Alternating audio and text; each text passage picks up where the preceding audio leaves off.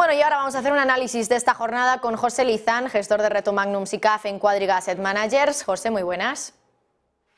Hola, ¿qué tal? Muy buenos días. Bueno, José, ¿cómo has visto un poco la jornada? Parecía que al principio de la sesión es cierto que la apertura como tal ha sido negativa para el IBEX, luego ha habido bastante euforia en los mercados, pero parece que ahora se ha rebajado un poquito el suflé. En general, ¿cuál es tu resumen de esta mañana en los mercados financieros? Bueno, pues que arranca el mercado americano en unos minutos y empieza la hora de la verdad, ¿no? Hasta ahora, con el mundo anglosajón prácticamente parado ayer y las principales plazas financieras del mundo paradas, pues tampoco se pueden extraer muchas conclusiones, ¿no? De momento hemos tenido un poquito de rebote en este inicio, pero bueno, vamos a ver qué pasa, ¿no? Yo creo que las tendencias de fondo perduran, en el sentido de que energía, banca sigue haciéndolo bastante mejor que otros sectores, y yo creo que lo que está por ver es un poco cuando de verdad los bancos centrales van a hacer ese pivot point, ¿no? Yo creo que siempre decimos el mismo mensaje: llegaron tarde, primero lo negaron, luego llegaron tarde, ¿no?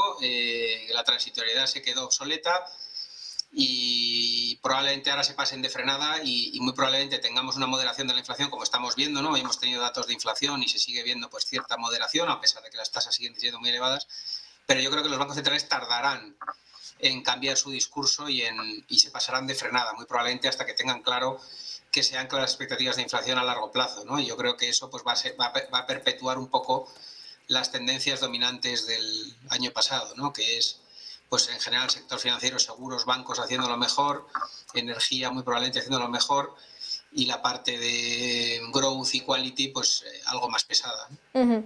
Bueno, por otra parte, José, quería preguntarte, precisamente en línea con lo que dices de que los bancos centrales se van a pasar de frenada. Entiendo que si eso ocurre, los mercados podrían, bueno, desde luego no lo interiorizarían bien, no les sentaría bien, porque lo hemos estado viendo durante todo este ejercicio 2022, como básicamente pues esa caída en el mercado, ese mercado bajista, pues va en paralelo con lo que están haciendo los bancos centrales. Por lo tanto, ¿consideras que si se pasan de frenada a 2023 podría parecerse mucho a 2022?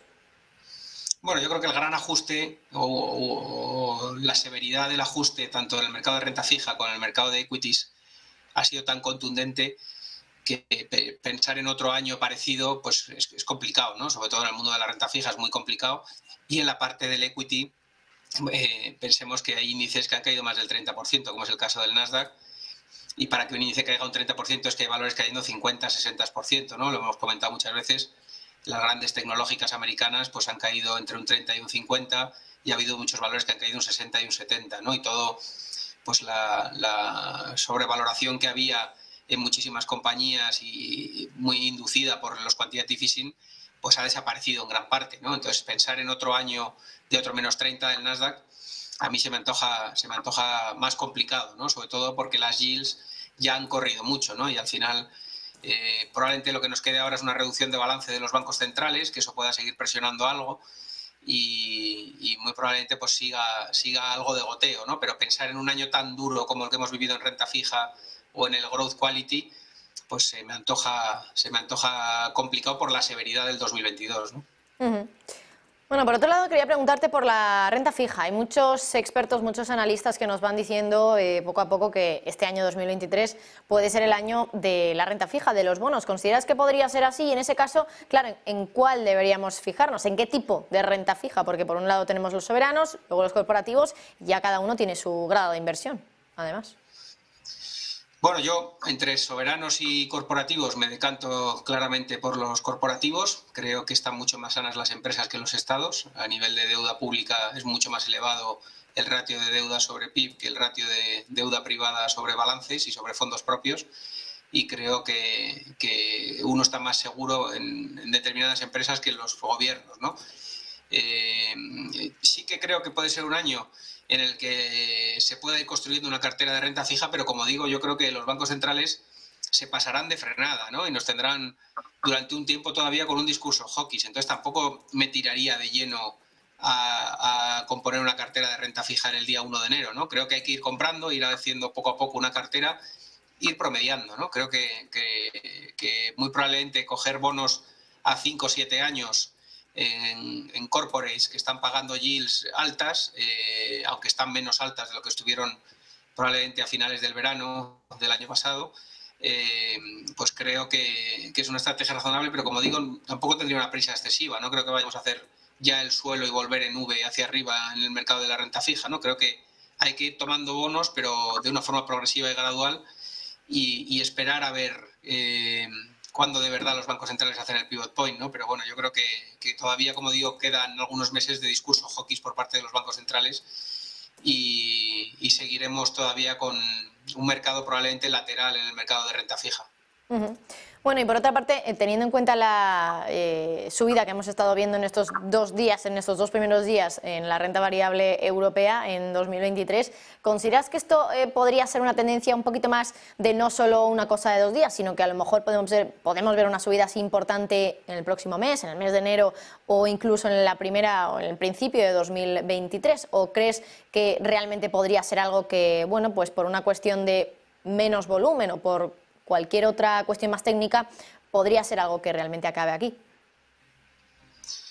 Bueno, la verdad que a nosotros nos suele gustar hacer un escenario estático, ¿no? Porque al final el mundo es dinámico y los mercados cambian, ¿no? Pero sí que pensamos que ya el año pasado la renta variable europea lo hizo mucho mejor que la renta variable americana en términos relativos, ¿no? Y al final pues el balance es en torno al -10, más o menos las plazas europeas, -12, frente a un -20 del Standard & Poor's y un -33 del Nasdaq, y pensamos que puede continuar ese outperformance, ¿no? de la bolsa europea. Creo que está a múltiplos bastante razonables, y pensamos que el comportamiento relativo, tal y como está la composición ahora de los índices también, con los valores que hay presentes en los índices, pues no es tan desfavorable, ¿no? Y probablemente algo que ha sido una losa durante una década probablemente ahora venga más a favor, ¿no? Por la composición y el peso de los valores value que hay en la bolsa europea, ¿no? Entonces creo que la bolsa europea muy probablemente siga con esa performance. Bueno, por otra parte, José, ya por último, quería preguntarte un poco por los datos macro, las citas, los acontecimientos que vamos a tener esta semana y que probablemente muevan los mercados. Por una parte, las actas de la Reserva Federal mañana por la tarde, y luego también tendremos el dato de empleo de Estados Unidos el viernes, el dato de creación de nóminas no agrícolas. ¿Cómo puede salir? Porque sí que es cierto que he estado viendo que el consenso espera que se creen menos nóminas no agrícolas de lo que se crearon el mes anterior. Esto normalmente en los últimos meses, cada vez que hemos tenido un atisbo de que algo así pudiera ocurrir, los mercados subían, pero no sé si eso, en el caso de que se confirme esta vez, podría generar esa misma reacción en los mercados y simplemente pues hacer que esta semana cierre pues con tono positivo después de la subida que estamos viendo en los primeros días. ¿Cómo lo ves? Sí, la verdad que el último trimestre del año ha sido, en cuanto a datos, peor mejor para el mercado y mejor peor, ¿no? En general, al final yo creo que los bancos centrales están muy preocupados por la inflación del sector servicios, y el sector servicios no deja de empujar porque el empleo sigue en pleno empleo, ¿no? Y hemos tenido datos positivos en Alemania de empleo, y la realidad es que el empleo está aguantando muy bien estos primeros envites de la ralentización a nivel mundial, y de momento no hay una gran destrucción de empleo a nivel global, ¿no? Yo creo que eso es lo que preocupa especialmente a los bancos centrales, y lo que les va a hacer seguir siendo beligerantes y hawkish contra la inflación, a pesar de que se estén moderando y se esté viendo una ralentización pues en los factores que nos habían traído hasta aquí, sobre todo en precios de energía, en el gas, en precios de semiconductores, todos los costes de fletes logísticos, todo eso. Según van cayendo los precios, pues lógicamente tendrán un menor impacto los inputs de las empresas y de las industrias, irán frenando la escalada de los precios de producción industrial, y eso pues poco a poco tendrá un decalaje, ¿no? en los datos de inflación. Pero yo creo que los bancos centrales, al ser una inflación de oferta, están muy preocupados, como digo, por que el sector servicios no mengue y que se enquiste, ¿no? la inflación, y vaya más o tarden más en alcanzar ese objetivo del 2,5% de inflación a medio plazo. Y yo creo que para eso pues probablemente tengan que cargarse el empleo, ¿no? Y muy probablemente lo que tengamos que ver es cierto deterioro en los datos de empleo a lo largo del primer semestre de 2023, para que de verdad los bancos centrales se queden tranquilos y empecemos a ver pues de verdad una merma en el consumo, una merma en el sector servicios, en el gasto en servicios, y empezamos a ver de verdad que los bancos centrales se relajan con las tensiones inflacionistas, ¿no? Entonces yo creo que eso es un poco lo que deberíamos tener durante este primer semestre, ¿no? Esperar, y los bancos centrales por eso creo que van a esperar a que el desempleo se erosione para sentirse cómodos a la hora de hacer un pivot point y de verdad relajar su política monetaria hawkish de los últimos meses. Bueno, pues nos quedamos con eso, con que todavía los bancos centrales quizá tengan que esperar o vayan a esperar un poquito más a que el mercado laboral empeore ligeramente. Habrá que ver hasta qué punto para ver finalmente ese pivote que el mercado parece que está ansiando desde luego pues mucho, sobre todo en los últimos meses. José Lizán, gestor de Reto Magnum SICAV en Quadriga Asset Managers. Muchísimas gracias. Igualmente a todos y feliz año. Igualmente para ti, feliz año.